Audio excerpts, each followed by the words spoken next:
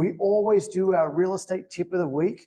And this week, because the topic of this seminar is best communities to invest in, the tip of the week is, should you invest in the worst communities in Calgary?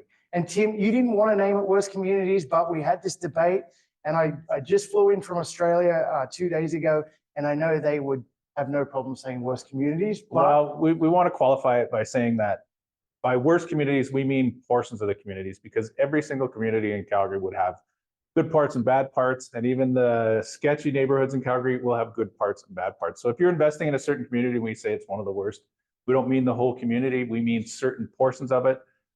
We'll go over some of the quadrants right now. Yeah, so just quickly, we'll go over some of the quadrants. And you know what?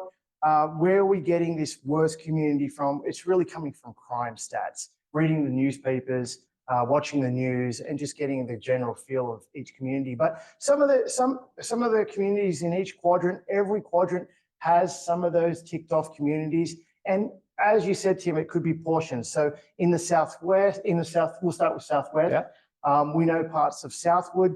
There's a little area of Southwood down by the C train. There's a lot of drug activity. There's a lot of, you'll see high density housing down that way. And it's been known for different activities down that way. Yeah, and parts of the southwest by Westbrook Mall, so Ross Carrick, a little bit of Westgate maybe.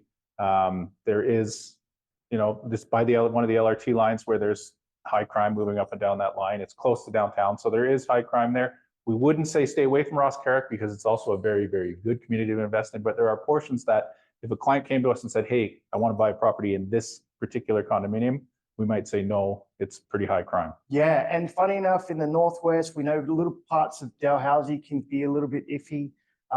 We know Bowness was there a few years ago. There was parts of Bowness that we just would not invest in, Tim, just because of the low-income housing, or around the school area, there was different pockets down there, and crime rates were up in Bowness as well. Yeah, Northeast. Yep, come on. The Northeast always gets a bad rap. When we say the Northeast, a lot of people include up along 17th Ave, going straight east of the city. We've got some of those communities: Forest Lawn, Forest Heights, Albert Park, Radisson Heights, Dover. So there's portions of those communities where, because of safe injection sites, because of homeless shelters, and halfway houses, there are portions of those communities where it's high crime. So we would advise our clients to stay away from those parts of those neighborhoods. Yeah, and you know what? A community like Dover, there's two sides of Dover. You have closest to 17th Ave, where there's more activity there, and there's parts of Forest Heights, it's called now. There's prostitution, and there's a lot of drugs happening there. And then, Tim, we move into the Northeast, and there's Southeast. Southeast. Yeah. Oh, sorry, we're in the Southeast. You move down there, and Tim, investing in some of these areas, it comes down to the individual investor. And we say this all the time. It's not a problem to invest in these areas. And we've definitely seen parts of Ogden as well. I know I owned in Ogden a few years ago, Tim. That was a rundown area, and now it is doing really, really well. And we're going to talk about Ogden. Yeah, and the thing about Calgary is it's a fairly high income city. So we call them the worst communities, but they're nowhere near communities in some of the inner cities in the States. Even Toronto's got some pretty rough communities inner city. So when we say worst communities, you have to take it with a grain of salt, because Calgary is fairly affluent, and even our bad communities are good compared to some cities. Yeah, which is awesome. So should you do it? It's up to you as an individual investor. You definitely need guidance on it. If you are investing, we see people come from Toronto and they buy in places that we're thinking, geez, we wouldn't put you in there. So experienced investors, or investors that are working with investment-focused realtors that could guide them and understand what they're getting into.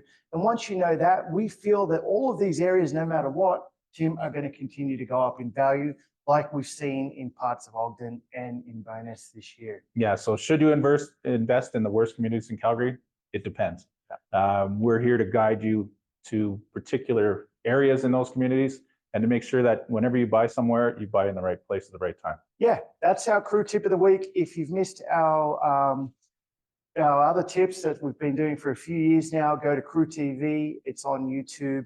Subscribe so you don't miss future